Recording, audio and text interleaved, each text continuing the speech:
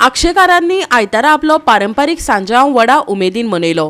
तांच्यांनी ह्या सांजावांत गोंयची पारंपारीक लोकजीण, लोकनाच, संस्कृताय, पारंपारीक व्यवसायाचे दर्शन घडोवन हाडले। खायत पीत नाचत गायत थळाव्यांनी खोशी वांटून घेत सांजावाचो घोस्त काडलो। सांजावांतल्यान थळाव्यांनी आपले पारंपारीक दायजाचे दर्शन घडोवन हाडले। पळयात कांय उमेदीचे खीण।